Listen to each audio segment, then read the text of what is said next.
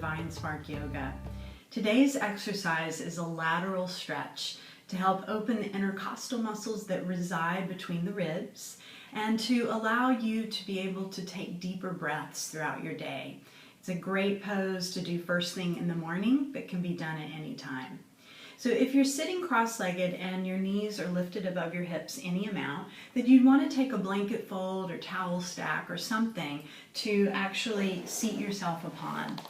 Depending on how high you're actually sitting up on a stack, you might need to have bricks handy. So the way that we start to set up is in our cross-legged position, we start to bring our fingertips down and out. And as we do that, we're reaching down and away to create some vibrancy through the arms so that the shoulders start to drop down. Now, if you're lifted very high with a stack that you're sitting upon and you start to reach your fingers down and your fingers aren't quite touching the floor, this is where you would take your bricks or blocks and you would start to kind of have that extension of your arms. Today, I'm not going to use them. So as we set up here, again, spider fingers, what I call spider fingers reaching down and away. The arms are vibrant. And on an inhale, you're going to lift your right arm up, keeping the shoulder moving down the back, turning the bicep towards your ear.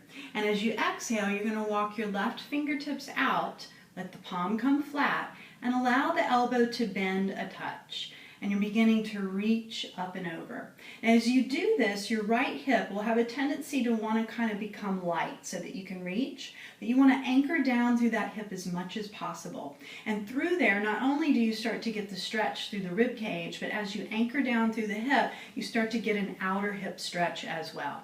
The arm is as straight as possible.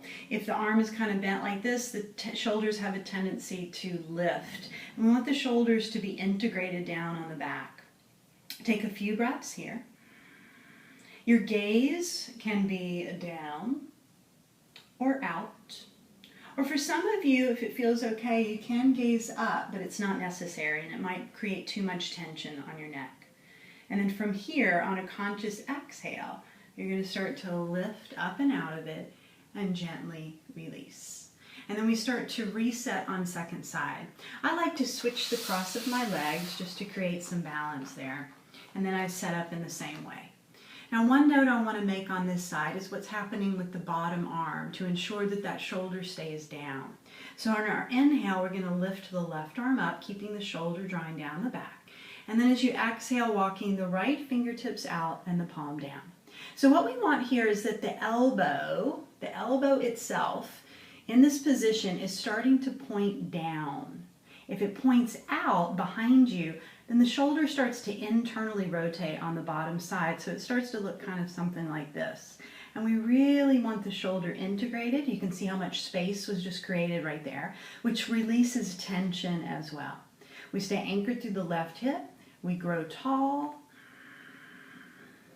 and we breathe.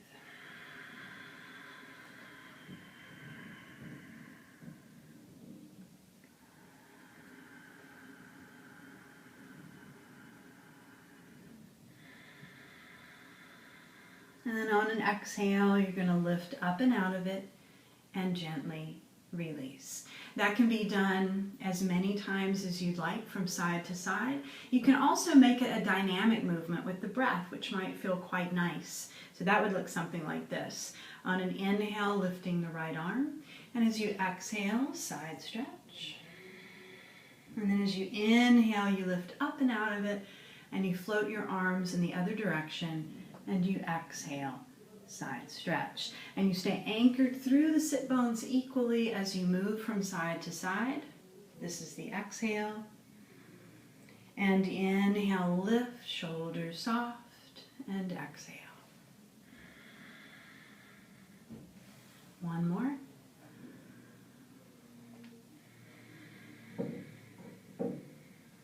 Final half of this final cycle.